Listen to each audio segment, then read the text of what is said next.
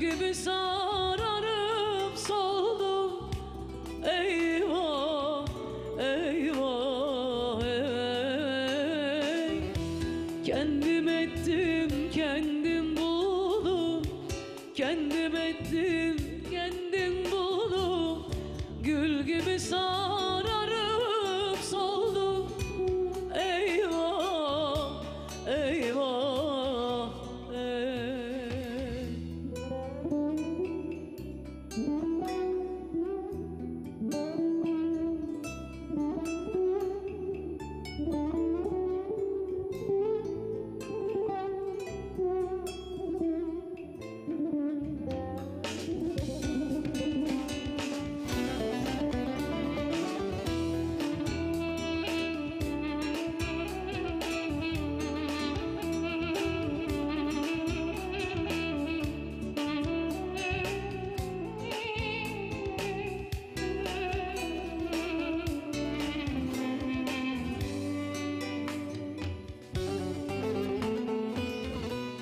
Bilmez yar halımdan, bilmez. Akar gözyaşımı silmez. Bir kere yüzüme gülmez. Eyvah, eyvah, eyvah, ey. Kendim ettim, kendim buldum. Kendim ettim, kendim buldum. Gül gibi sararıp soldum. Eyvah, eyvah, ey. Kendim ettim, kendim buldum. Kendim ettim, kendim buldum. Gül gibi sararıp soldum. Eyvah, eyvah, ey. Kendim ettim, kendim buldum. Kendim ettim, kendim buldum. Gül gibi sararıp soldum. Eyvah, eyvah, ey.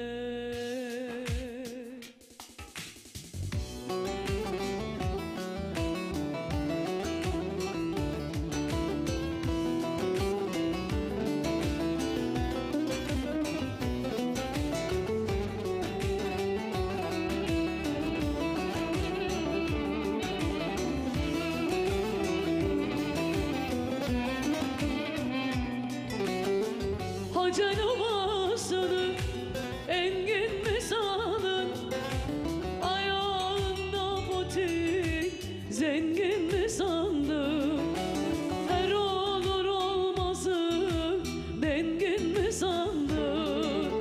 Ayda geçti göremedim yar seni. Her olur olmazı dengin mi sandın? Ayda geçti göremedim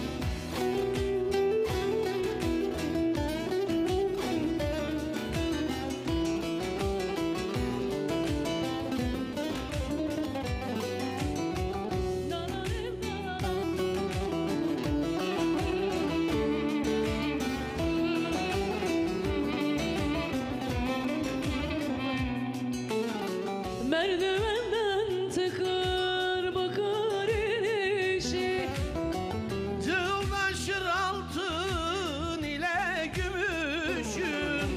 önce söz verip de sonra dönüşü. Ayda geçti göremedim yar seni. Önce söz verip de sonra dönüşün. Ayda geçti göremedim yar seni. Ayda geçti göremedim yar seni. Ayda geçti göremedim yar seni. Elinize Elinize kolunuza sağlık sağlık. vallahi. Çok teşekkür ederim. Çok güzel 2 tane eser okumaya çalıştım. Biraz mesajlarınızı okuyacağım. Sonra böyle güzel türkülere efendim devam edeceğim. Bu arada bu hafta arası, hafta sonu daha doğrusu pazar günü bir klip çektim. Ama şimdi yayınlamayacağım. Biraz zamanı var. Bir bölümü de Güneydoğu'da Mardin'de çekilecek. Bir 20 gün sonra 2 bölümden oluşuyor. Buradan hocaya kucak dolusu sevgi ve saygılarımı gönderiyorum. Çok büyük bir emek vardı. Çok uzun saatler çalıştık. İnşallah beğenirsiniz. Sosyal medya adreslerimizden bizleri takip ederseniz efendim bizlerden önce sizler haberdar olmuş olursunuz. Ne diyoruz? Özlem İlgen Official, Orhan Narinç Official adreslerinden bizlere ulaşabilirsiniz. Rejiye sevgili yönetmenime sesleniyorum. Özlem İlgen'i büyük yazmışsınız. Küçük olacak hepsi. Küçük olmazsa bana ulaşamazlar değil mi Caner'cim? Nasılsın? Biz seni iyi gördük. Bir mukabele. Şeref verdin, hoş geldin. Şeref bulduk. Tomar Trabzon'dan demek istemişler ama ben burada yazıldığı gibi okuyacağım. Bazen ilçelerin ismini yazıyor çünkü sevgili izleyicilerimiz. Tomarzar'dan, Seyit Ali Özcan, Fatih Özcan'dan, Yasin Kural, Fahrettin Çukur'dan, Organ Atılgan'a elbet bir gün buluşacağız. Müzik armağan ediyorum. Hocam sessiz konuşuyorsunuz ya. Bütün ses yayında. Yaka mikrofonunuz var. Bağlamayla anlaşmaya Hayrettin abi şöyle yapalım. Evet o konuştuğu zaman lütfen oradan çünkü o yayına gittiğini unutuyor. O hani programdaymışız normal işte alakart programdaymışız gibi sazlarla konuşuyor ama bütün konuşmanın yayında olduğunu unutuyor. Değil mi hocam? Öyle. Neyse canlı yayında olur böyle şeyler. Sizin de sesiniz bana geliyor. Sizleri seviyorum. İyi yayınlar Özlem Hanım. Ben Sivas Yıldızeli Bedelköy'ünden Uğur Demirtaş. Bütün sevdiklerime sizden bir parça armağan ediyorum. Sizleri çok seviyorum demişler. Okuduğumuz güzel eserler efendim sizlere armağan olsun. Ben Adana Karataş'tan Sabahat Yurt. Yurt dışındaki bacıma, evlatlarıma, tüm Kabataşlılara armağan ediyorum. Git ara bul getir şarkısını istiyorum demişler. Benden bu ömrümü çalanı getir. Get ara bul getir. Saçlarını yol getir. Efendim sizlere armağan olsun. Saçlarını yormayalım da saçlarından bir tel getirelim. Öyleydi ama sonra onu işte saçları Yolda yol getir olunca bütün Kadına Türkiye'de şiddete hayır çünkü. eser yeniden böyle piyasada lanse edilince öyle oldu. Biz de artık saçlarını yol getir diyoruz. Aslında saçlarından tel getir olacak o. Yoksa arayıp bulmaya gerek yok yani. Değil mi? Peki. Hocam sen saçları döktüğün için öyle bir problemin yok. Hocanın yolunda ilerliyorsun ama bak Caner'cim nasıl? Öyle mi? Aşktandır o. Kesinlikle. Şimdi ben Caner'i yakından takip ediyorum. Uzun yıllardır tanışıyoruz. Yeni evli o. 1-2 yıl oldu değil mi? Evet. 1-2 yıllık falan evli. O yüzden daha evliliğin ne kadar güzel bir şey olduğunu farkında değil. Saçı döküyor. Değil mi Erdem? Bak Erdem bembeyaz etti saçları. En azından canlı yayında evet. Harikasınız. Sizleri seviyorum. Bu program böyle bir özelliği var. Gerçeklerin mutlaka diyor sahneye çıkma gibi bir özelliği var. O da böyle bir şey. Merhabalar bu soğuk İstanbul akşamında türküleriyle içimizi ısıtan Özlem İlgen ve Ekin TV akşamınız güzel olsun. Sana gelmek istiyorum. Kovma beni dergahından parçasını söyler misiniz? Gerçekten sevenlere gelsin. Esenyurt'tan abilerin abisi demişler. Çok güzel ya. Vallahi harika bir mesaj. Teşekkür ediyorum. Merhabalar Özlem Hanım. Ben Ardahan'dan Sibel Aydın. Sıradaki parça tüm Ardahan halkına gelsin. Ağzınıza yüreğinize sağlık. Hayırlı yayınlar demişler. Ardahan başladı. Geçen haftaki gibi. İyi akşamlar Özlem Hanım. Ben İstanbul Çekmeköy'den Nisa. Sizden güzel bir parça istiyorum. Beni seven aileme gelsin. Hep var olun inşallah. Armağan olsun. Malatya'dan sevgiler. Ben Hatice Hatun. Sizden ricam Ali Çul şarkısını İtalya'ya giden oğlum için, Ali için çalmanızı rica ediyorum. Oğlum seni çok özledim. Anladığım kadarıyla oğlunuz İtalya'ya gitmişler. Bütün gurbetçi kardeşlerime ve sizlere okuduğumuz bütün eserler armağan olsun. Arayı açmayalım. Ne var? Güzel bir uzun havamız var. Oo. Altından kalkabilirsek iyi. Biraz Hocam bir şey söyleyeceğim. Biraz Çok meşak- açık olacak. biraz Ama meşakkatli ama. sen iyi uzun hava okuduğun için buradasın. Ama Hakikaten öyle değil mi? Yoksa ben bu programı ona bırakır mıyım ya? Ama gerçekten zor bir uzun hava. Orhan Hoca da iyi seslendirecek diye düşünüyorum. O zaman gelsin mi? Biraz Televizyonun önceki sesini parça biraz değil. daha açabilirsiniz, gelsin. onun varyantı.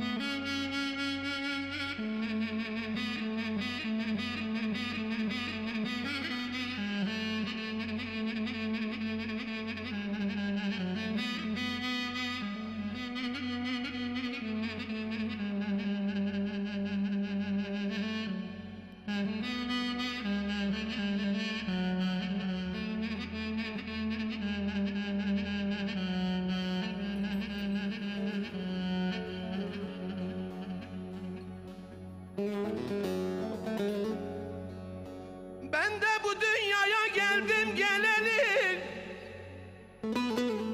Ah neyleyim de gamlı gönül şad olmaz vah beni beni. Felek bana gülmedi de cihanda, cihanda. Ah ben şad olsam da kahpe felek raz olmaz. Oy oy oy oy oy oy. Ah ben şad olsam da kahpe felek raz olmaz. Belalı başım ben nasıl eder?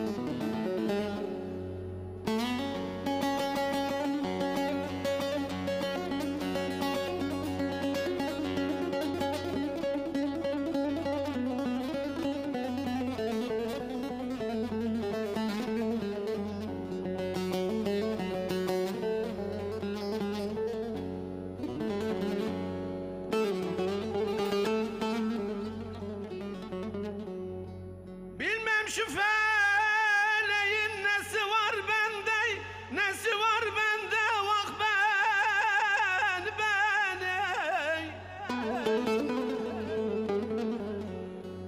Gece gündüz ağlarım, gözlerim kanda, gözlerim kanda. Kim istemezden şad olmayı cihanda. Oy oy oy oy oy. Ah ben şad olsam da kahpe felek raz olmaz. Belalı başım ben nasıl eder?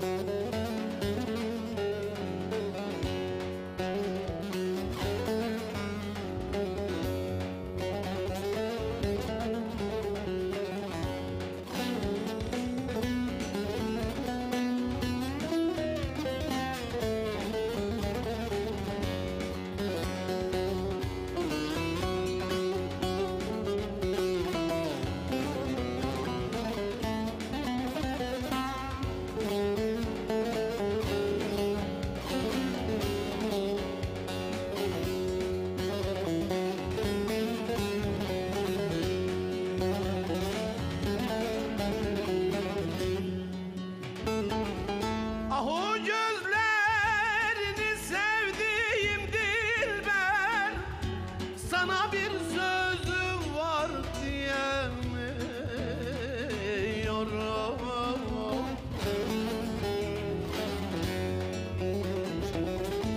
Ah gözlerini sevdiğim dilber, sana bir sözüm var diyemiyorum.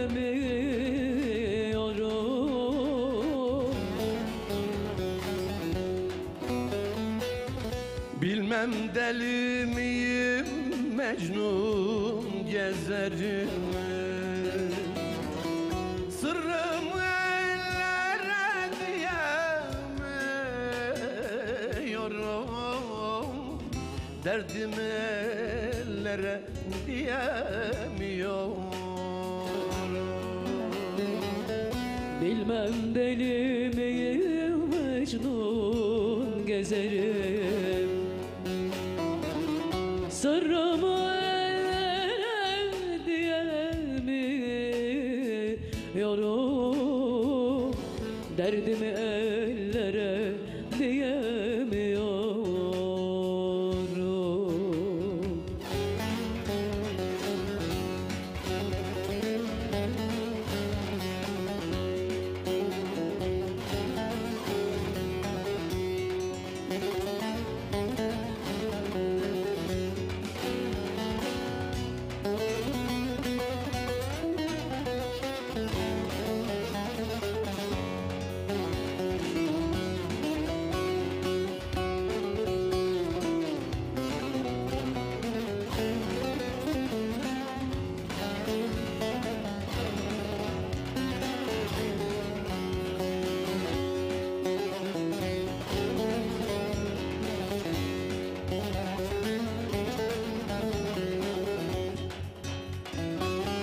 Helal olsun al yanaktan aldım, el uzadım Gonca gülün derdi.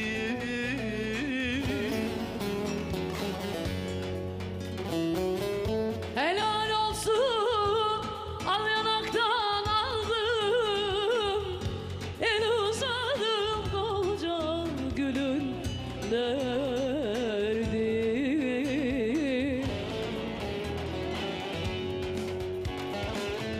İnce belini tatlı dilini sevdiğini, kırılsın kollarım saramıyorum.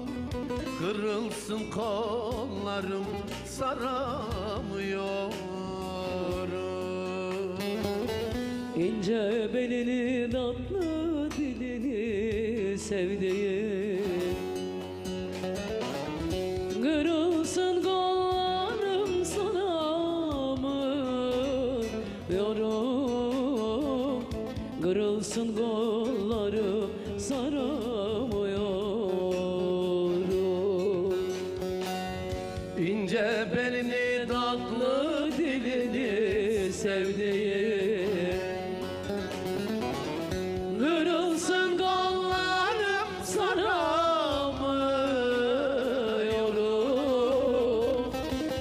sarılsın kollarım saramıyor. Efendim şimdi reklamlar.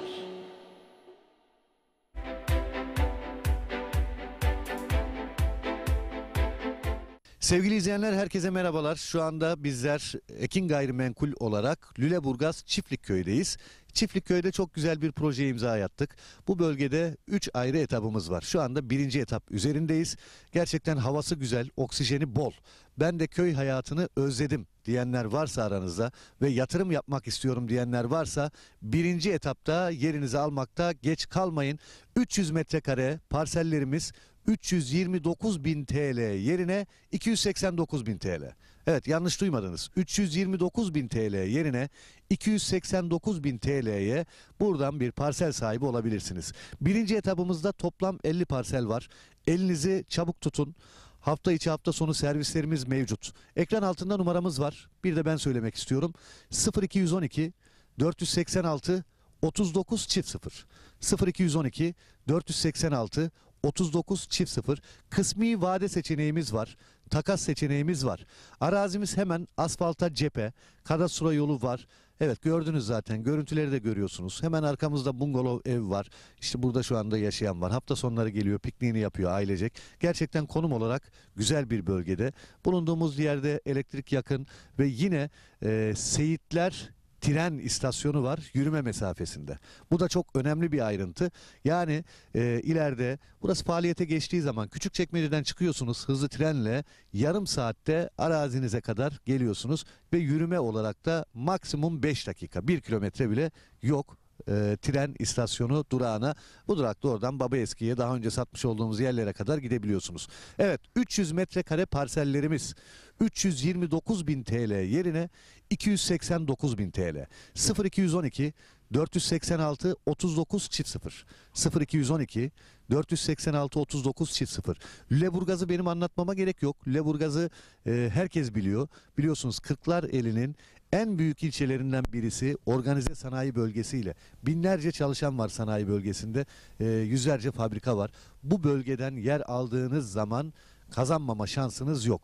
Biz bu zamana kadar yapmış olduğumuz projelerde 1'e 2, 1'e 3, 1'e 5 kazananları biliyoruz. Evet, bütün projelerimiz kazançlı alışveriş. O yüzden sizler de Lüleburgaz Çiftlikköy'den gelin bir parsel sahibi olun. 300 metrekare parsellerimiz, ana asfalta cephe, dümdüz bir yer, yeşil bir alan. Ekranlarda görüyorsunuz zaten. 329.000 yerine 289.000 TL. Şok fiyat. Bu fiyatı kaçırmayın. Hafta içi hafta sonu servislerimiz var. Hangi gün müsaitseniz söyleyin, sizi getirelim. Özellikle hafta sonu kalabalık bir şekilde geliyoruz. Sabah kahvaltımızı yapıyoruz. Araçlarımız saat 11'de Beylikdüzü'nden kalkıyor.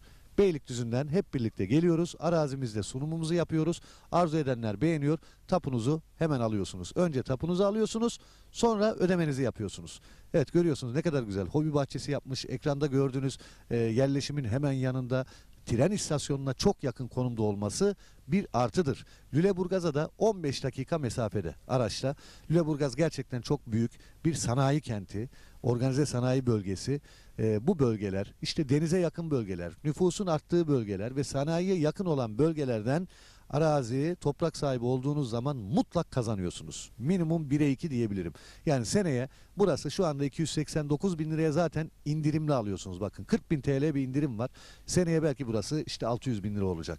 O yüzden bu fırsatı iyi değerlendirin diyorum. 300 metrekare. Arzu edenler vardır, ben 600 metrekare alacağım diyordur. Alabilirsiniz. Yeri görmeden karar vermeyin.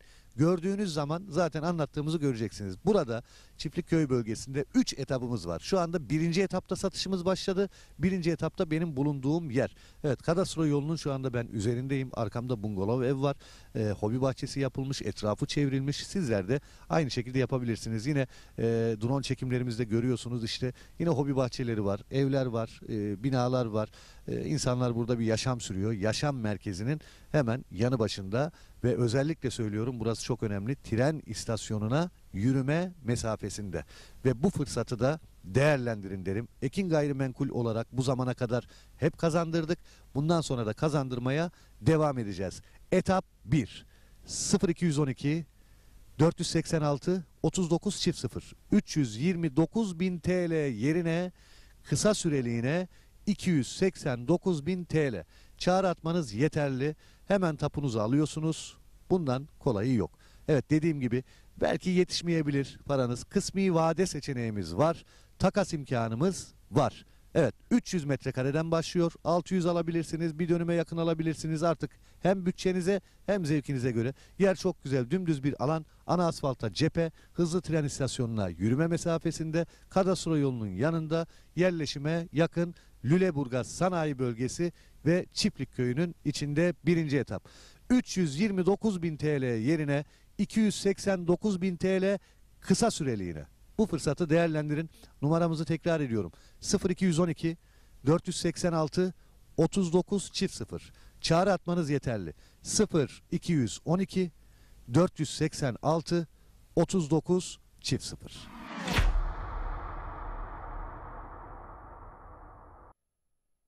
Sevgili izleyenler, herkese merhabalar. Şu anda bizler Ekin Gayrimenkul olarak Lüleburgaz Çiftlikköy'deyiz. Çiftlikköy'de çok güzel bir projeye imza attık.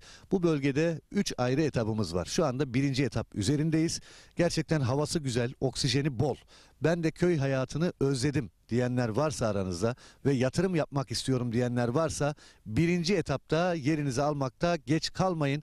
300 metrekare parsellerimiz 329.000 TL yerine 289.000 TL. Evet, yanlış duymadınız. 329.000 TL yerine 289.000 TL'ye buradan bir parsel sahibi olabilirsiniz. Birinci etapımızda toplam 50 parsel var. Elinizi çabuk tutun. Hafta içi hafta sonu servislerimiz mevcut. Ekran altında numaramız var. Bir de ben söylemek istiyorum. 0212 486 39 çift 0. 0212 486 39 çift 0. Kısmi vade seçeneğimiz var. Takas seçeneğimiz var. Arazimiz hemen asfalta cephe. Kadastro yolu var. Evet, gördünüz zaten. Görüntüleri de görüyorsunuz. Hemen arkamızda bungalov ev var. İşte burada şu anda yaşayan var. Hafta sonları geliyor, pikniğini yapıyor ailecek. Gerçekten konum olarak güzel bir bölgede.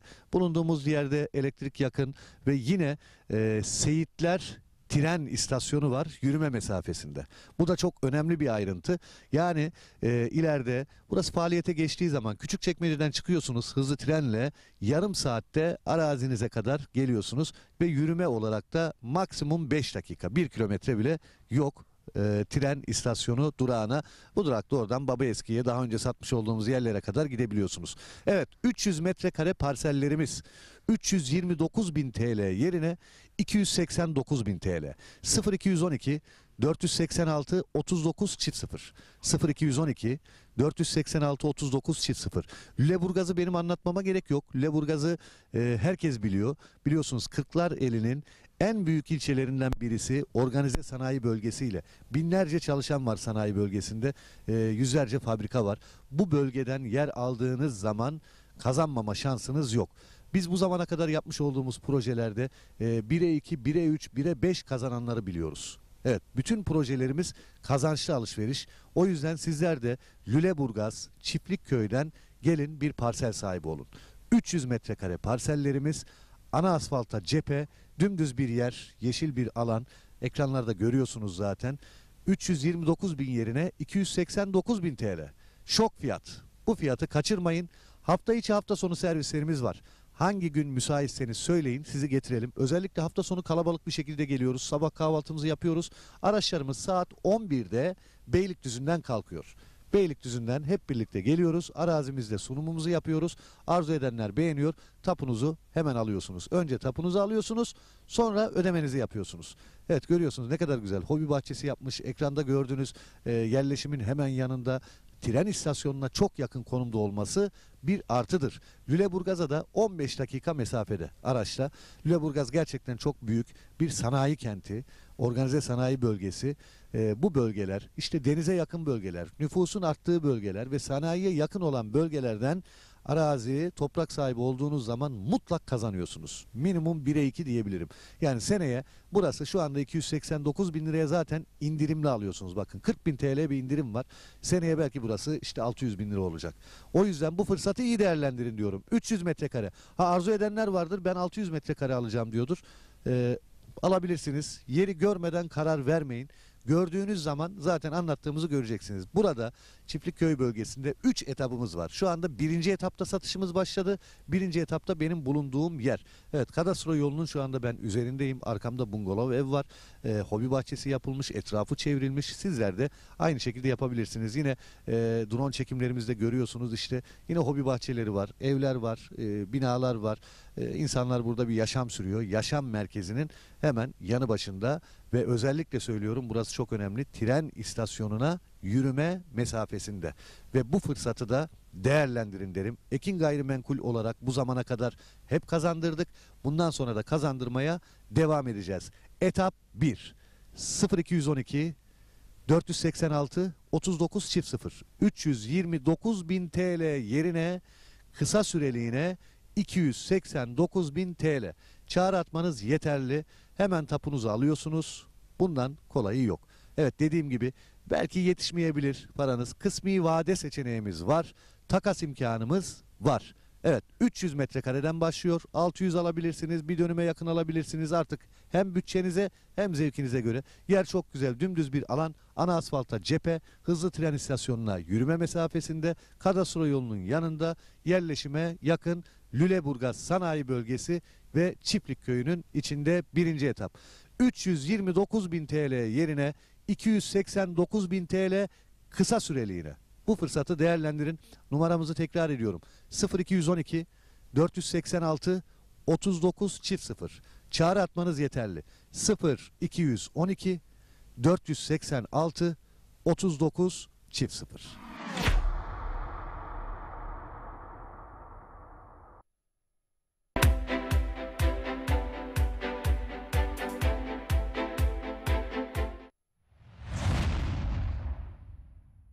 Merhaba sevgili dostlar, merhaba canlar. Ekin Tük ekranı başındaki çok muhterem insanlar. Nurettin Bay'dan, Bay Show'dan bir salı akşamından bir yıl aradan sonra... Nurettin Bay'ın hazırlayıp sunduğu Bay Show programının bu haftaki konuğu Mustafa Açıkses. Seni kalem elimde, adım düşürmedim gülüm dilimde. Azrail gelse de benim gözümden, aklımda sen varken. Bay Show her salı saat 21.30'da Ekin Türk TV'de sizlerle. Yanımda kalmadın canımın içi.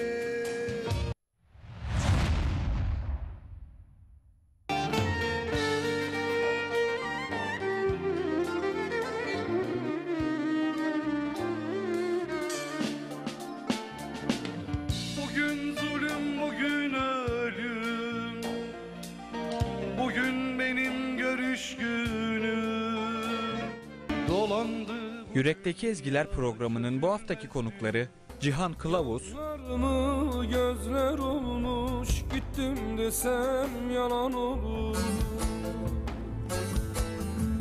Yollarımı gözler olmuş. ve sunucu ve şair Dilara Karaca.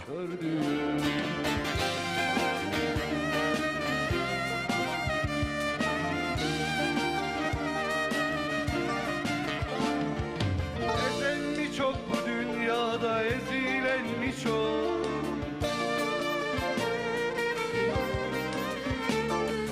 Açlıktan ölen mi çok, öldüren mi çok?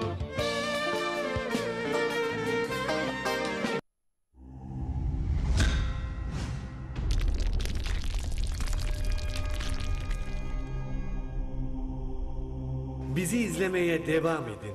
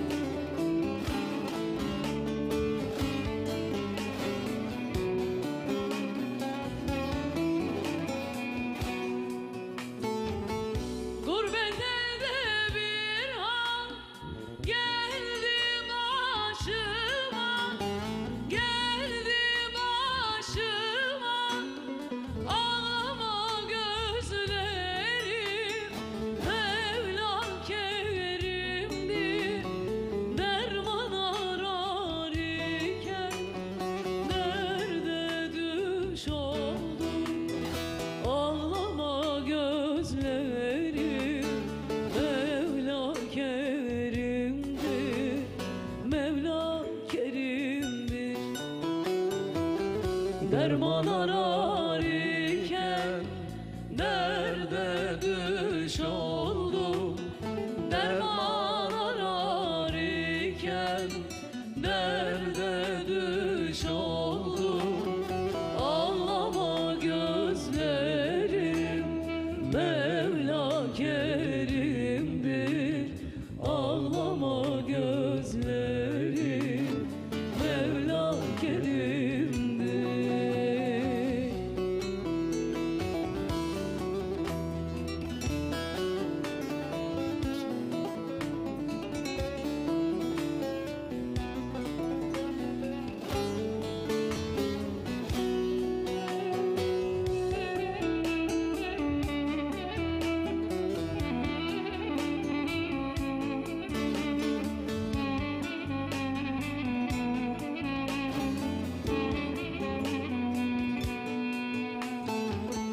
Huma kuşu yere düştü ölmedi, düştü ölmedi. Dünya Sultan Süleyman'a kalmadı. Ben ayrılmaz idim, melek ayırdı. Ağlama gözlerim, Mevla kerimdir, Rabbim kerimdir. Dedim yâre giden nasip olmadı. Dedim yara giden nasip olmadı. Ağlama gözlerim, Mevla kerimdir. Ağlama gözlerim, Mevla kerimdir.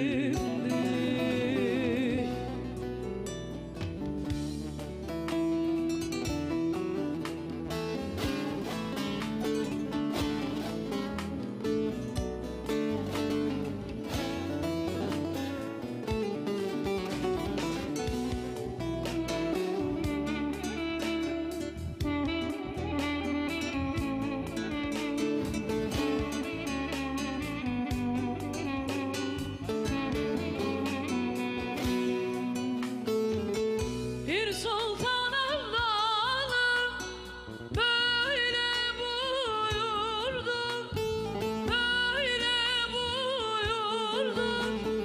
Ayrılık gömleği içti gidirdi. Ben ayrılmaz idim, melek ayırdı. Ağlama gözlerim, Mevla kerimdir, Rabbim kerimdir. Ben ayrılmazdım, felek ayırdı. Ben ayrılmazdım, felek ayırdı. Ağlama gözlerim, Mevla kerimdir. Ağlama gözlerim, Mevla kerimdir.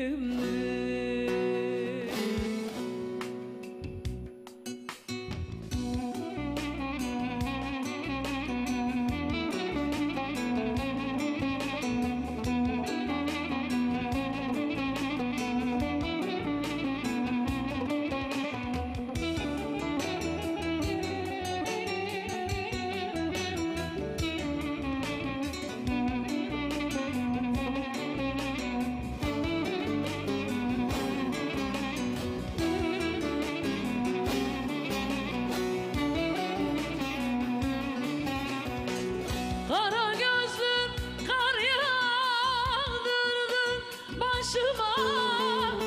Acımadın yarim yarim gözüm yaşına.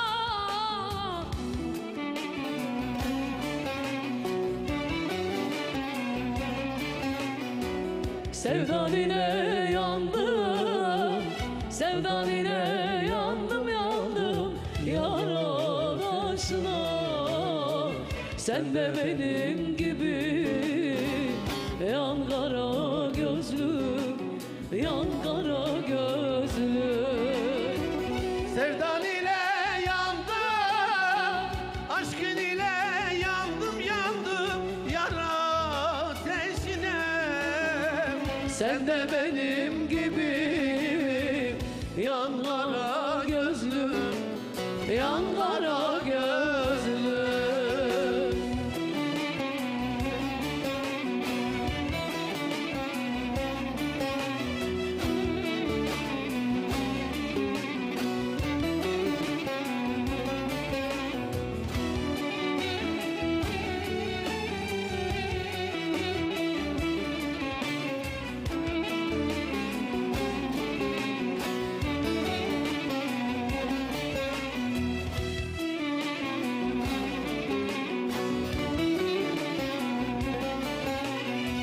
Sinem cerrah cerrah, yaram kanıyor.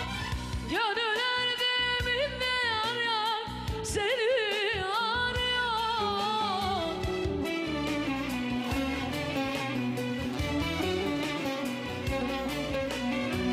Gözlerim dünyaya, gözlerim cihanı yar ya bir hoş görüyor.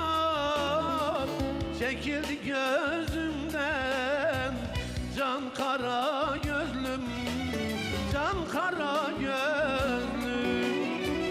Gözlerim dünyaya, gözlerim cihana yar yar bir hoş görüyor.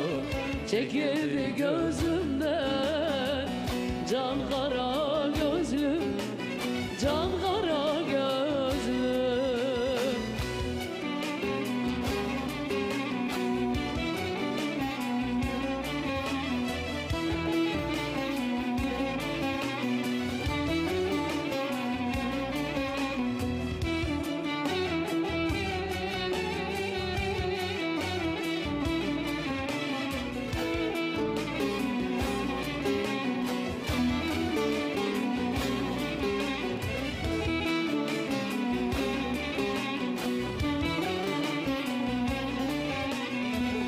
Bir garibim yar yar, yandım ateşte. Şeyda bülbül gibi kaldım ateşte.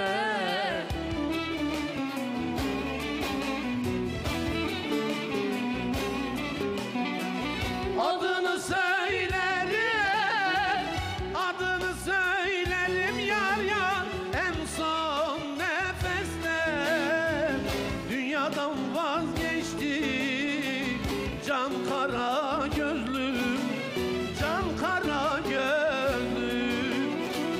Adını söylerim, adını söylerim yar yar son nefeste.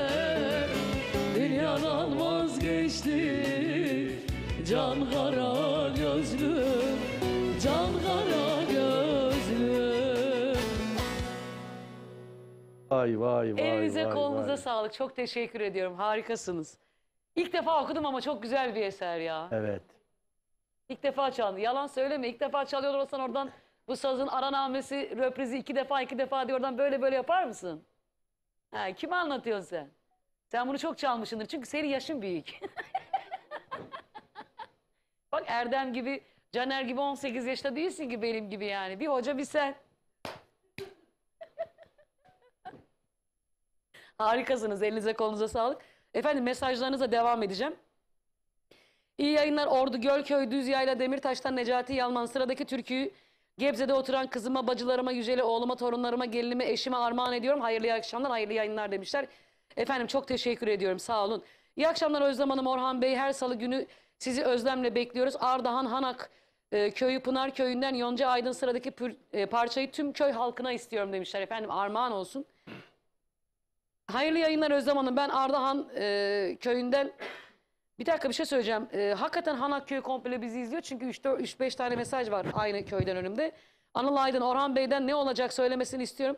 Tüm Ardahan halkına selamlar, saygılar. Senin klip eserin. Ne olacak, ne olacak? İnsan kendi parçasını yanlış okur mu ya? İyi ki yanlış değil. Bir daha oku. Ayrılık sonum olacak. Bir de kameraya okur musun? Hadi sevdamdan geçtim de benim halim ne olacak? Efendim sizlere armağan İyi olur olsun. inşallah ya.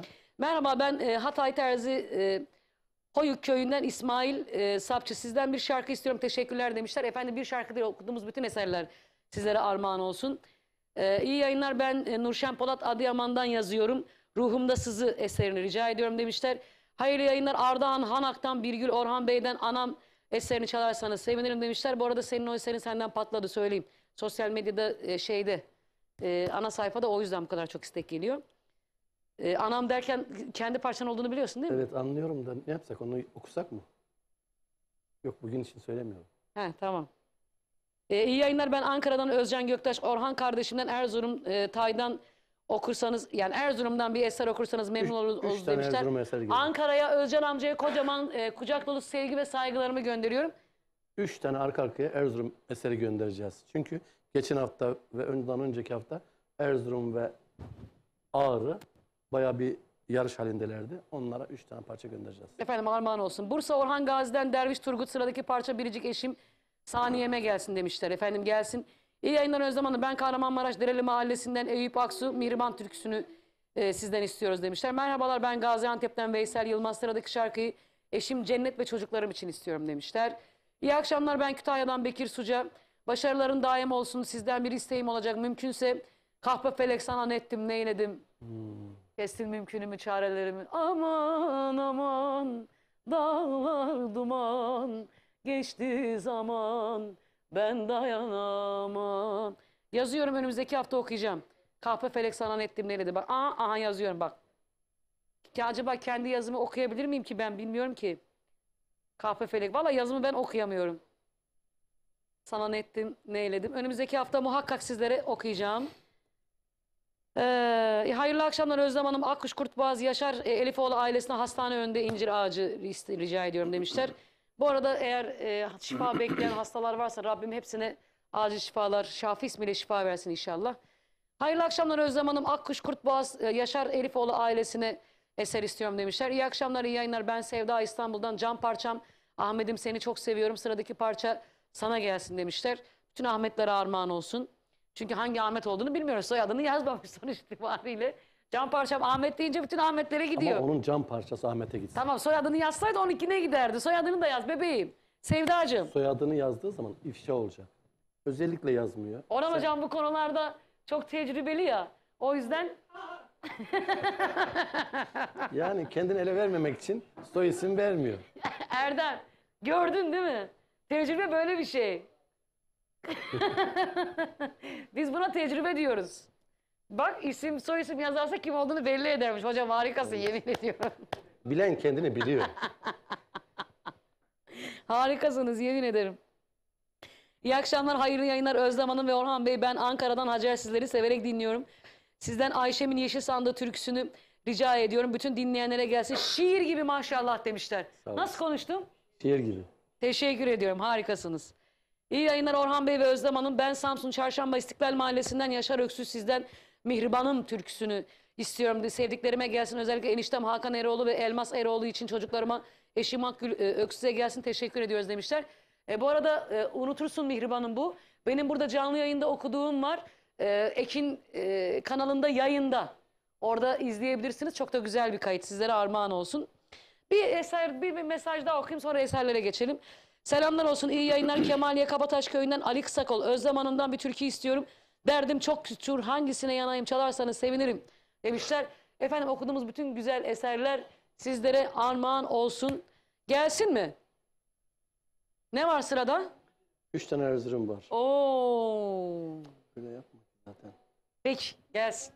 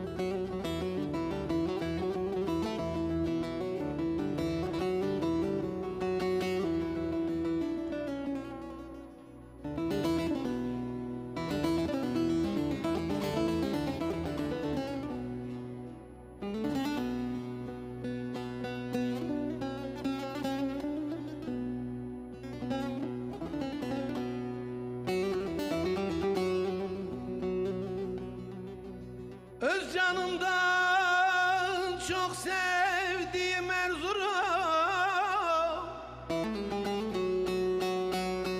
çaresiz dişimi sıktım ki diremem.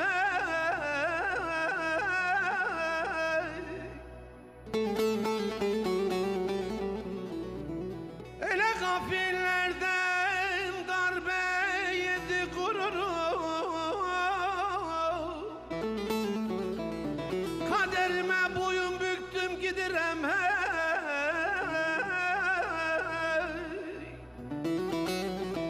Ele gafillerden darbe yedi gururum, kaderime boyun büktüm gidirem hey.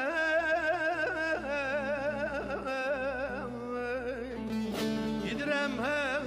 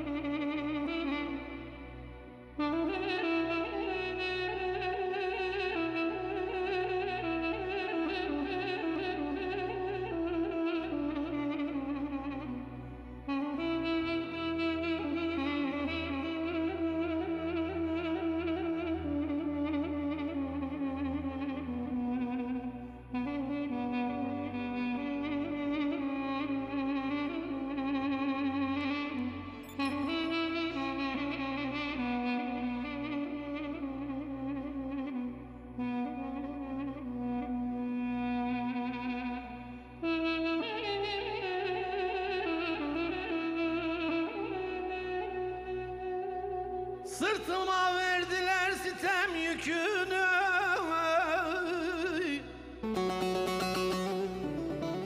oğul yel devirsin sebeplerin kökünü.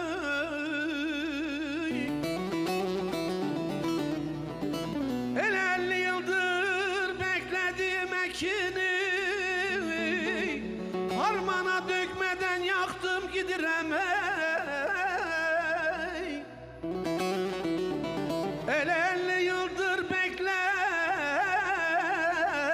ekini harmana dökmeden yaktım gidirem hey.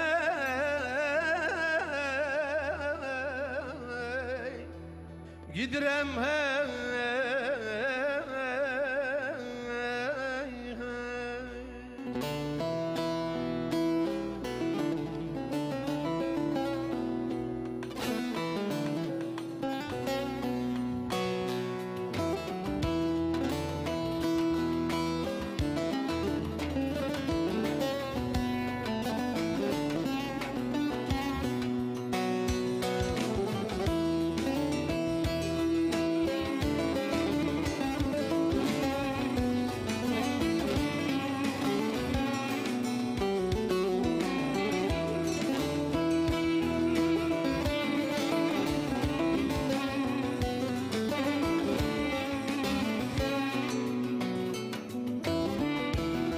Bugün sabah ile visali yarden bana bir haber var inceden ince.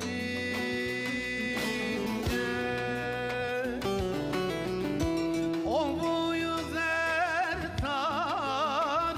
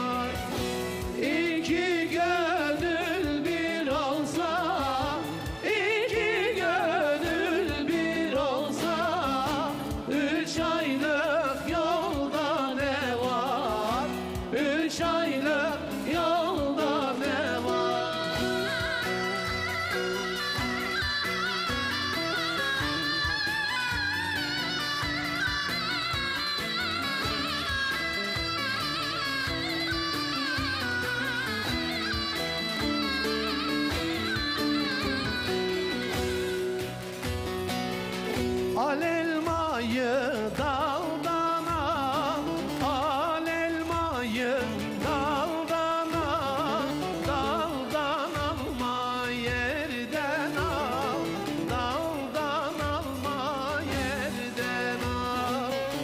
Duydum gelin ol isen, duydum gelin ol isen, dur ben ölem ondan al, dur ben ölem ondan al. Oy henno henno henno, oy henno henno henno, eller gınalı henno, gözler sürmeli henno.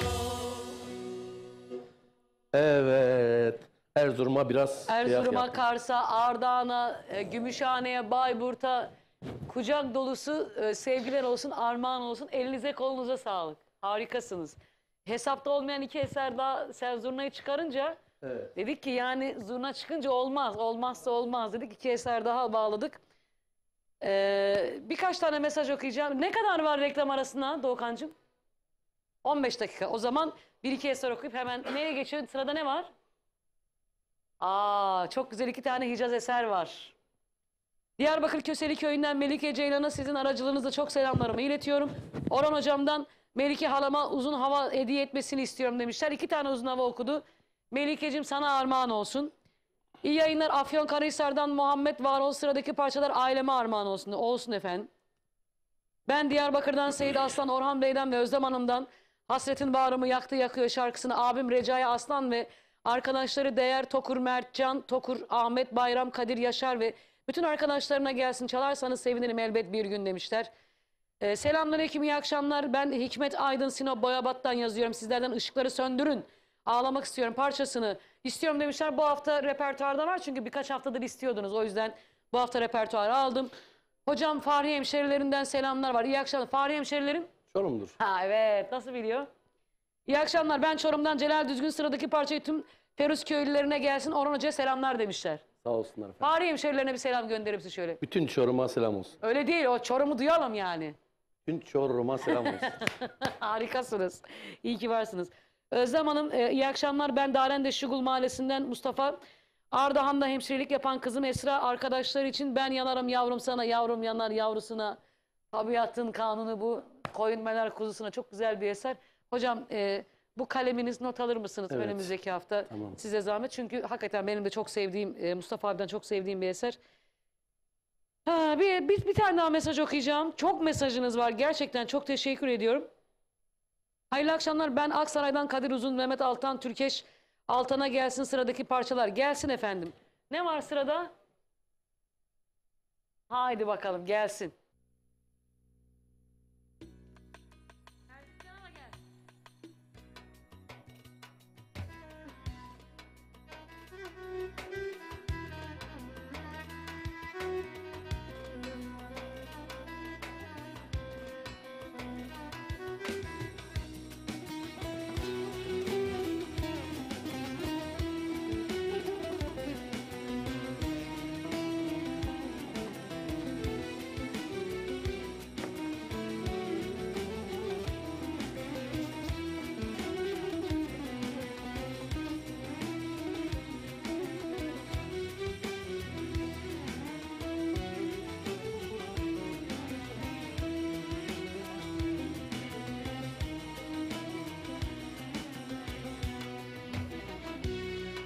Bu dünyaya dert çekmeye, dert çekmeye gelmişim.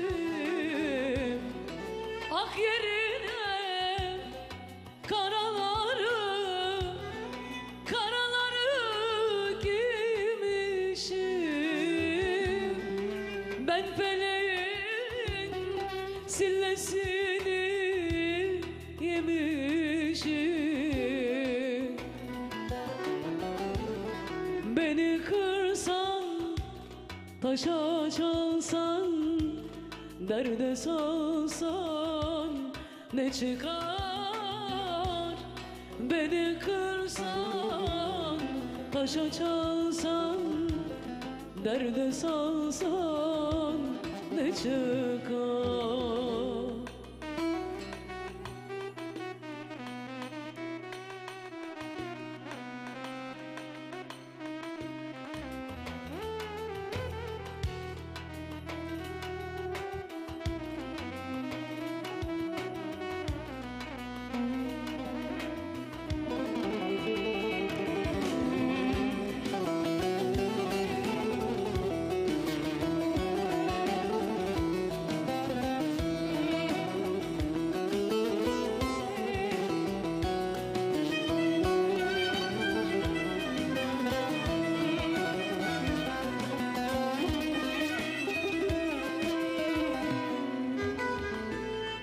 Felek kırdı kanadımı, kanadımı, kolumu. Çoktan beri şaşırmışım, şaşırmışım yolumu. Bekliyorum ölmek için sonumu.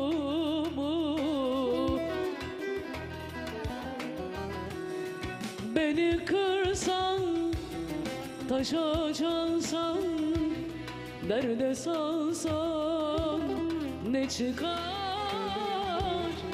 Beni kırsan, taşa çalsan, derde salsan ne çıkar?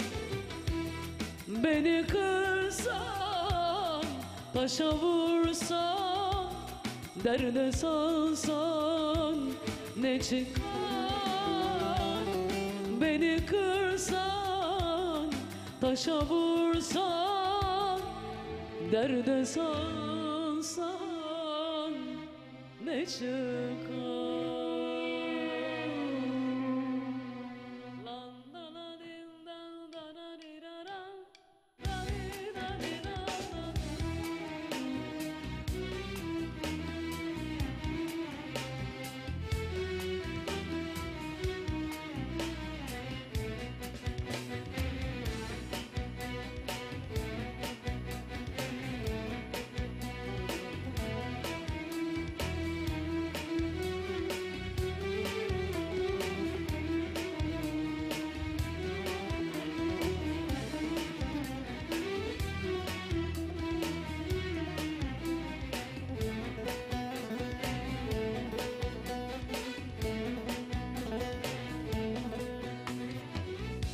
Boz bulanık seller gibi, dam başında güller gibi, erişilmez düşler gibi, sevdalandım, sevdalandım.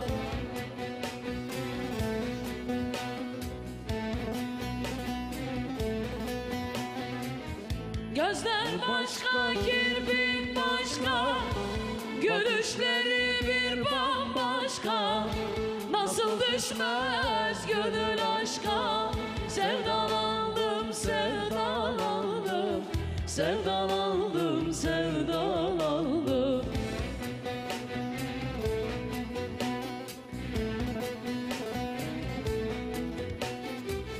Gözler başka, kirpik başka, bakışları bir bambaşka. Nasıl düşmez gönül aşka? Sevdalandım, sevdalandım, sevdalandım, sevdalandım.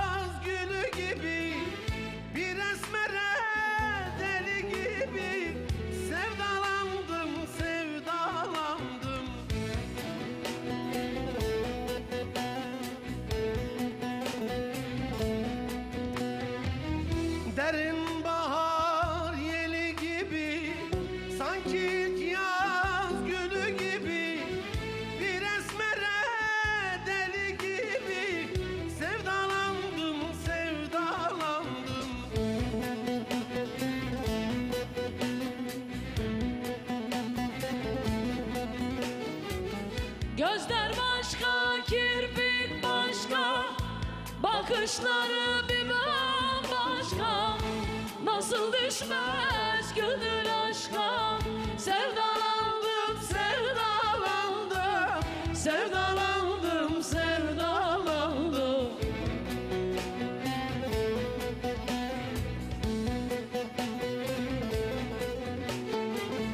Gözler başka, kirpik başka, gülüşleri bir bambaşka. Nasıl düşmez gönül aşka.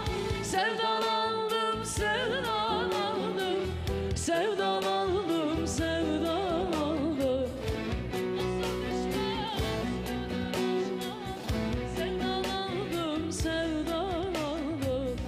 Nasıl düşmez gönül aşka. Sevdalandım, sevdalandım.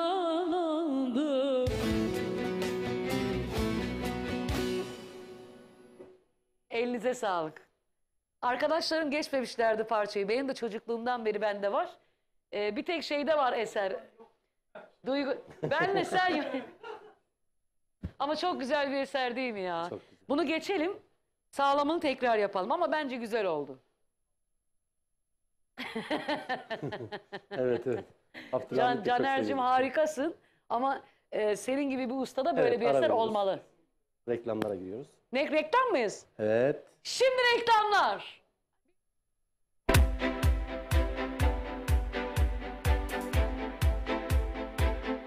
Sevgili izleyenler herkese merhabalar. Şu anda bizler Ekin Gayrimenkul olarak Lüleburgaz Çiftlikköy'deyiz. Çiftlikköy'de çok güzel bir projeye imza attık. Bu bölgede 3 ayrı etabımız var. Şu anda 1. etap üzerindeyiz. Gerçekten havası güzel, oksijeni bol. Ben de köy hayatını özledim diyenler varsa aranızda ve yatırım yapmak istiyorum diyenler varsa 1. etapta yerinizi almakta geç kalmayın. 300 metrekare parsellerimiz 329.000 TL yerine 289.000 TL. Evet, yanlış duymadınız. 329.000 TL yerine 289.000 TL'ye buradan bir parsel sahibi olabilirsiniz. 1. etapımızda toplam 50 parsel var. Elinizi çabuk tutun. Hafta içi hafta sonu servislerimiz mevcut. Ekran altında numaramız var. Bir de ben söylemek istiyorum.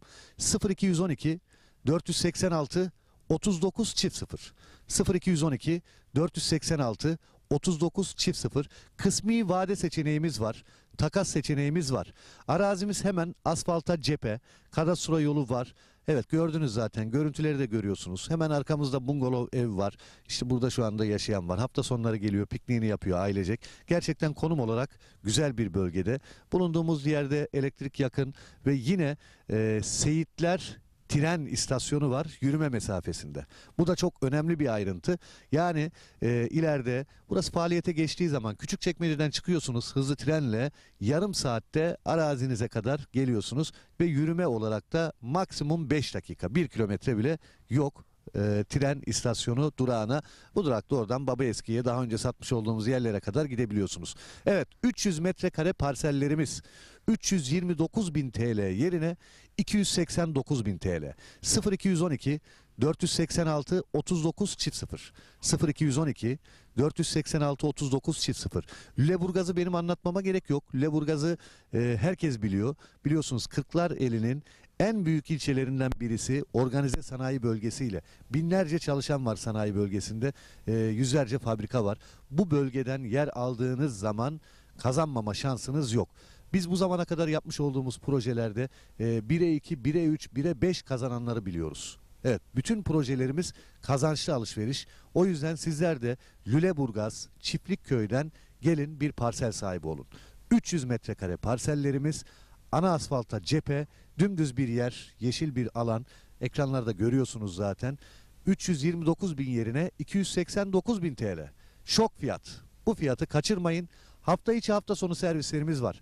Hangi gün müsaitseniz söyleyin, sizi getirelim. Özellikle hafta sonu kalabalık bir şekilde geliyoruz. Sabah kahvaltımızı yapıyoruz. Araçlarımız saat 11'de Beylikdüzü'nden kalkıyor.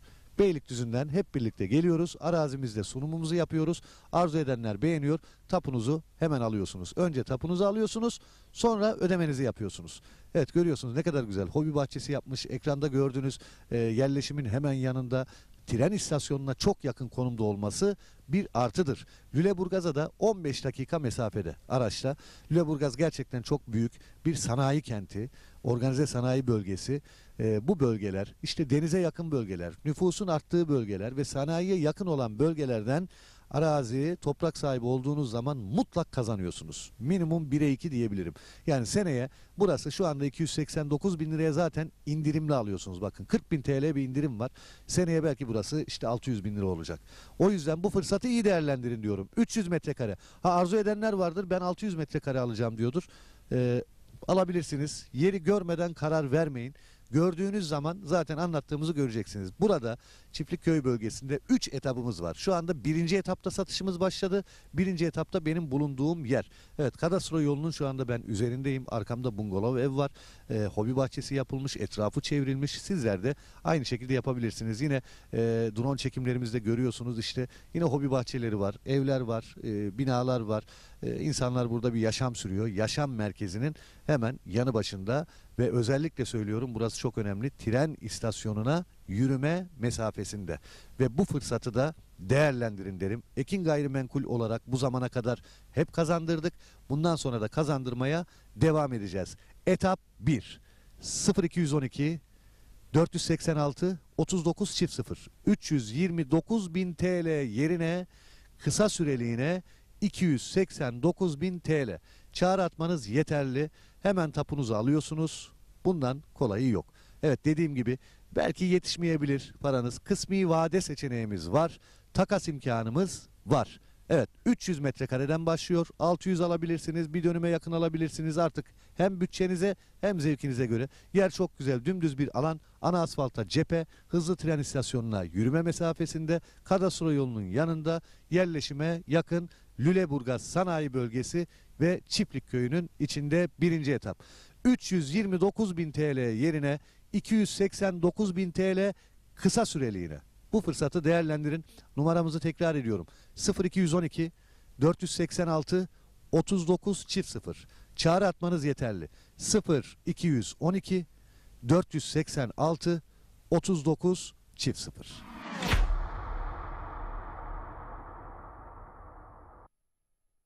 Sevgili izleyenler, herkese merhabalar. Şu anda bizler Ekin Gayrimenkul olarak Lüleburgaz Çiftlikköy'deyiz.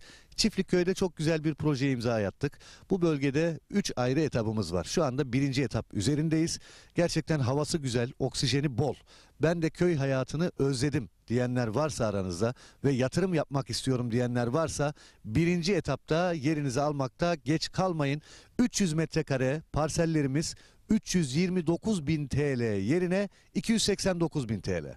Evet, yanlış duymadınız. 329 bin TL yerine 289 bin TL'ye buradan bir parsel sahibi olabilirsiniz. 1. etapımızda toplam 50 parsel var. Elinizi çabuk tutun. Hafta içi hafta sonu servislerimiz mevcut. Ekran altında numaramız var. Bir de ben söylemek istiyorum. 0212 486 39 0. 0212 486 39 0. Kısmi vade seçeneğimiz var. Takas seçeneğimiz var. Arazimiz hemen asfalta cephe. Kadastro yolu var. Evet, gördünüz zaten. Görüntüleri de görüyorsunuz. Hemen arkamızda bungalov ev var. İşte burada şu anda yaşayan var. Hafta sonları geliyor, pikniğini yapıyor ailecek. Gerçekten konum olarak güzel bir bölgede. Bulunduğumuz yerde elektrik yakın ve yine Seyitler tren istasyonu var yürüme mesafesinde. Bu da çok önemli bir ayrıntı. Yani ileride burası faaliyete geçtiği zaman Küçükçekmece'den çıkıyorsunuz hızlı trenle, yarım saatte arazinize kadar geliyorsunuz ve yürüme olarak da maksimum 5 dakika, 1 kilometre bile yok. Tren istasyonu durağına, bu durakta oradan Babaeski'ye, daha önce satmış olduğumuz yerlere kadar gidebiliyorsunuz. Evet, 300 metrekare parsellerimiz 329 bin TL yerine 289 bin TL. 0212 486 39 0. 0212 486 39 0. Lüleburgaz'ı benim anlatmama gerek yok. Lüleburgaz'ı herkes biliyor. Biliyorsunuz Kırklareli'nin en büyük ilçelerinden birisi, organize sanayi bölgesiyle. Binlerce çalışan var sanayi bölgesinde. Yüzlerce fabrika var. Bu bölgeden yer aldığınız zaman kazanmama şansınız yok. Biz bu zamana kadar yapmış olduğumuz projelerde 1'e 2, 1'e 3, 1'e 5 kazananları biliyoruz. Evet, bütün projelerimiz kazançlı alışveriş. O yüzden sizler de Lüleburgaz Çiftlikköy'den gelin bir parsel sahibi olun. 300 metrekare parsellerimiz, ana asfalta cephe, dümdüz bir yer, yeşil bir alan. Ekranlarda görüyorsunuz zaten. 329 bin yerine 289 bin TL. Şok fiyat. Bu fiyatı kaçırmayın. Hafta içi hafta sonu servislerimiz var. Hangi gün müsaitseniz söyleyin, sizi getirelim. Özellikle hafta sonu kalabalık bir şekilde geliyoruz. Sabah kahvaltımızı yapıyoruz. Araçlarımız saat 11'de Beylikdüzü'nden kalkıyor. Beylikdüzü'nden hep birlikte geliyoruz. Arazimizde sunumumuzu yapıyoruz. Arzu edenler beğeniyor. Tapunuzu hemen alıyorsunuz. Önce tapunuzu alıyorsunuz, sonra ödemenizi yapıyorsunuz. Evet, görüyorsunuz ne kadar güzel. Hobi bahçesi yapmış. Ekranda gördüğünüz yerleşimin hemen yanında, tren istasyonuna çok yakın konumda olması bir artıdır. Lüleburgaz'a da 15 dakika mesafede araçla. Lüleburgaz gerçekten çok büyük bir sanayi kenti, organize sanayi bölgesi. Bu bölgeler, işte denize yakın bölgeler, nüfusun arttığı bölgeler ve sanayiye yakın olan bölgelerden arazi, toprak sahibi olduğunuz zaman mutlak kazanıyorsunuz. Minimum 1'e 2 diyebilirim. Yani seneye burası şu anda 289 bin liraya zaten indirimli alıyorsunuz. Bakın 40 bin TL bir indirim var. Seneye belki burası işte 600 bin lira olacak. O yüzden bu fırsatı iyi değerlendirin diyorum. 300 metrekare. Arzu edenler vardır, ben 600 metrekare alacağım diyordur. Alabilirsiniz. Yeri görmeden karar vermeyin. Gördüğünüz zaman zaten anlattığımızı göreceksiniz. Burada Çiftlikköy bölgesinde 3 etapımız var. Şu anda 1. etapta satışımız başladı. 1. etapta benim bulunduğum yer. Evet, kadastro yolunun şu anda ben üzerindeyim. Arkamda bungalov ev var. Hobi bahçesi yapılmış, etrafı çevrilmiş. Sizler de aynı şekilde yapabilirsiniz. Yine drone çekimlerimizde görüyorsunuz, işte yine hobi bahçeleri var, evler var, binalar var. İnsanlar burada bir yaşam sürüyor. Yaşam merkezinin hemen yanı başında ve özellikle söylüyorum, burası çok önemli, tren istasyonuna yürüme mesafesinde. Ve bu fırsatı da değerlendirin derim. Ekin Gayrimenkul olarak bu zamana kadar hep kazandırdık. Bundan sonra da kazandırmaya devam edeceğiz. Etap 1.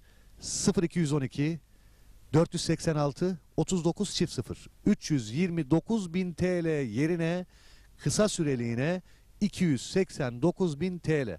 Çağrı atmanız yeterli. Hemen tapunuzu alıyorsunuz. Bundan kolayı yok. Evet, dediğim gibi belki yetişmeyebilir paranız. Kısmi vade seçeneğimiz var. Takas imkanımız var. Evet, 300 metrekareden başlıyor. 600 alabilirsiniz. Bir dönüme yakın alabilirsiniz. Artık hem bütçenize hem zevkinize göre. Yer çok güzel. Dümdüz bir alan. Ana asfalta cephe. Hızlı tren istasyonuna yürüme mesafesinde. Kadastro yolunun yanında. Yerleşime yakın. Lüleburgaz Sanayi Bölgesi ve Çiftlikköy'ünün içinde 1. etap. 329 bin TL yerine 289 bin TL kısa süreliğine. Bu fırsatı değerlendirin. Numaramızı tekrar ediyorum. 0212 486 39 0. Çağrı atmanız yeterli. 0212 486 39 0.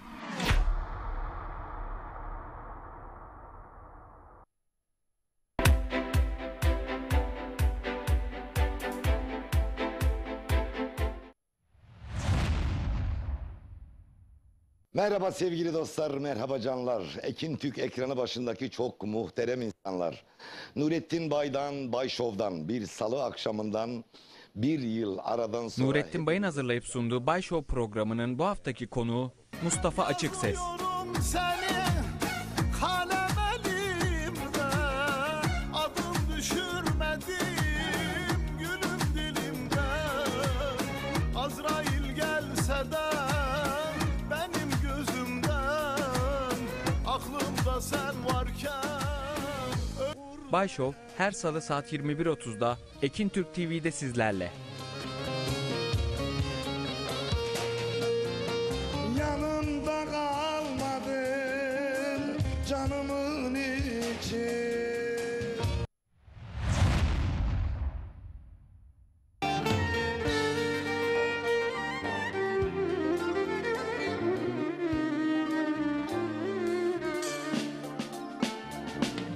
Bugün zulüm, bugün ölüm. Bugün benim görüş günüm. Dolandım. Yürekteki Ezgiler programının bu haftaki konukları Cihan Kılavuz, Gözlerimi gözler olmuş, gittim desem yalan olur. Yollarımı gözler olur. Ve sunucu ve şair Dilara Karaca.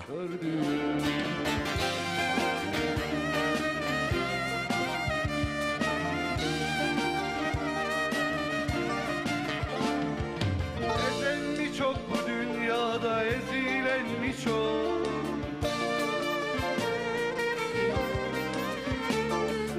Açlıktan ölen mi çok, öldüren mi çok?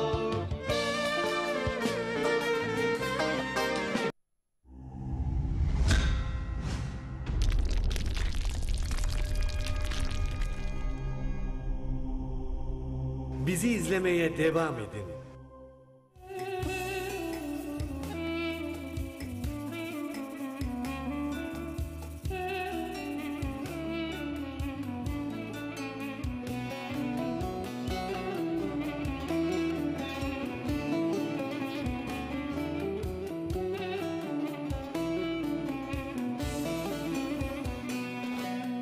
Bülbüller düğün eyler, bilmem ki ne gün eyler, bilmem ki ne gün eyler. Ben feleğe neyledim, bana bildiğin eyler, bana bildiğin eyler. Ben feleğe neyledim, bana bildiğin eyler, bana bildiğin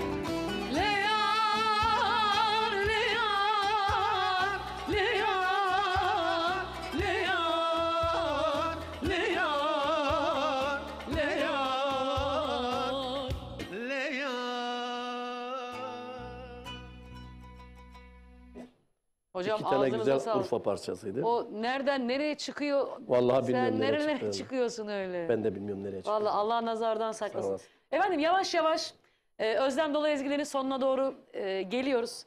Yayında ve yapımda emeği geçen Ekin TV ailesine kocaman teşekkürlerimi, sevgilerimi, saygılarımı iletiyorum. Ekranları başında 2 saat boyunca bizlere gerek izleyerek, gerek mesaj atarak, gerek sosyal medyalardan bizleri takip ederek bizlere emek veren siz değerli izleyicilerimize çok teşekkür ediyorum. Hakkınızı helal edin. Efendim haftaya saatler 19'u gösterdiğinde ben Özlem İlgen, partnerim Orhan Narinç, efendim Özlem Dolu Ezgilerle tekrar sizlerle birlikte olacağız. Şimdilik 2 tane güzel türküyle sizi baş başa bırakıyorum. Bunlar da sizlerden gelen isteklerdi. Efendim hoşça kalın, dostça kalın, Allah'a emanet olun. Özlem Dolu Ezgiler'de kalın, alasmaladık.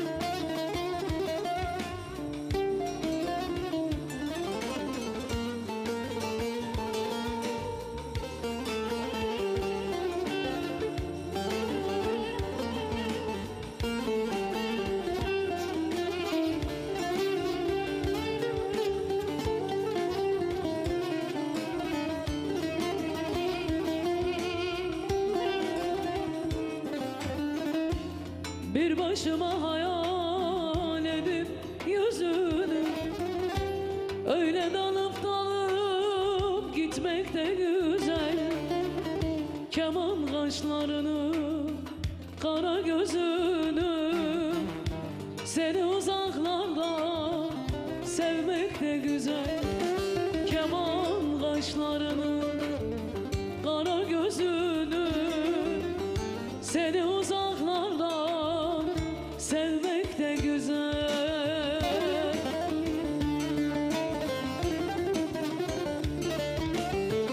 Yazıyorum seni kalem elimde, adın düşürmedim gülüm dilimde.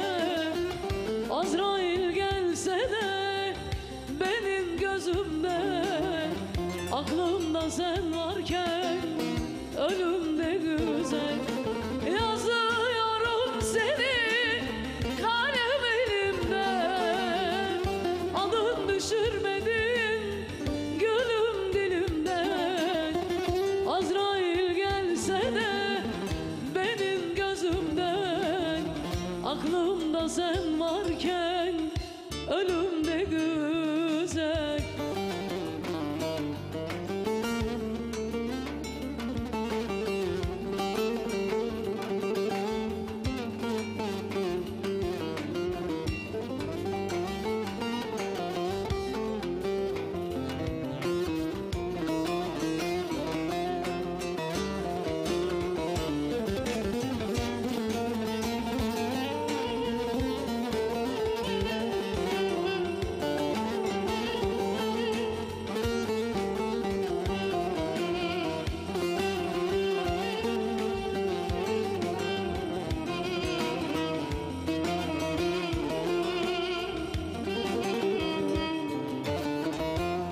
Kış günlerinde yağmur yağarken, ruhum bir acı keder sararken, şu yüreğim sensiz hep kan ağlarken, seni hayal edip gülmek de güzel.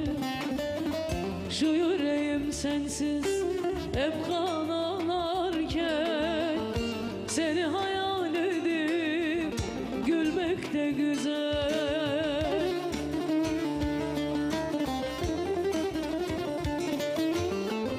Yazıyorum senin kalem elimde, adın düşürmedim gönlüm dilimde. Azrail gelse de benim gözümde, aklımda sen varken ölüm ne güzel.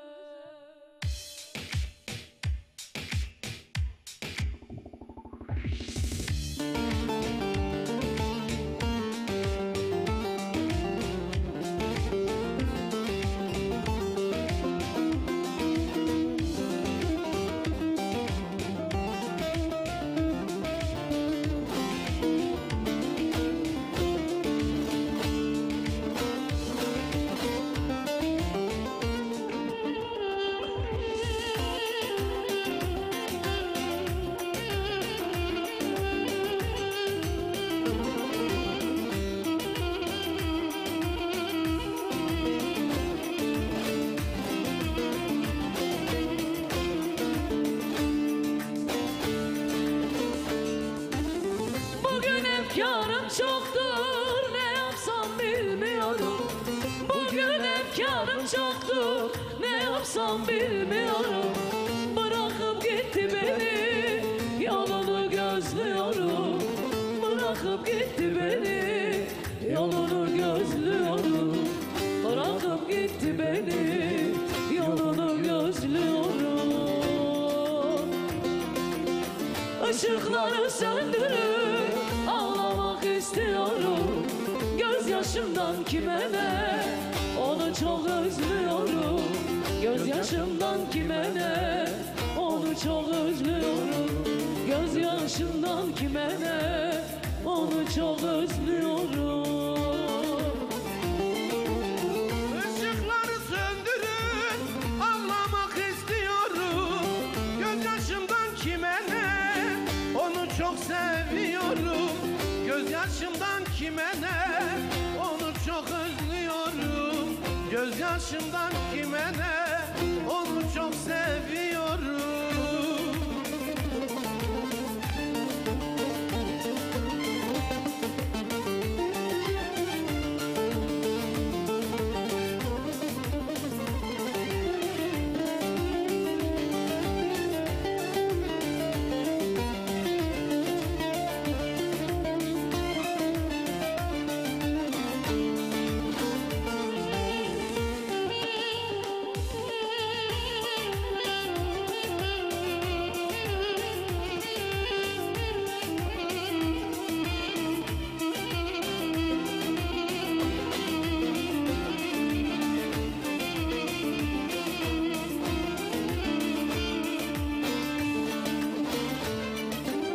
Kendimden geçiyorum, halime acıyorum.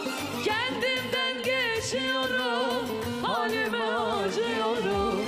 Dokunmayın ne olur, derdimden içiyorum. Dokunmayın ne olur, derdimden içiyorum. Dokunmayın ne olur, derdimden içiyorum. Dokunmayın ne olur, derdimden içiyorum.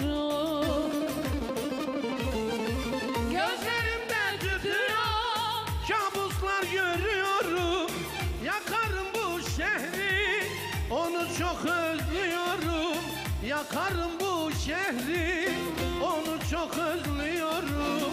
Yakarım bu şehri, onu çok özlüyorum. Işıkları söndürüp ağlamak istiyorum. Gözyaşımdan kime ne, onu çok özlüyorum. Gözyaşımdan kime ne, onu çok özlüyorum. Gözyaşımdan kime ne, onu çok özlüyorum. Işıkları söndürün, ağlamak istiyorum. Haftaya saatler 19'u Gözyaşımdan gösterdiğinde kime ne, Özlem dolu onu ezgilerle çok tekrar sizlerle birlikte özlüyorum. olacağız. Gözyaşımdan Hoşça kalın, kime ne, dostça kalın, onu Allah'a çok emanet olun. özlüyorum. Allah'a ısmarladık. Gözyaşımdan kime ne, onu çok seviyorum. Radyo 2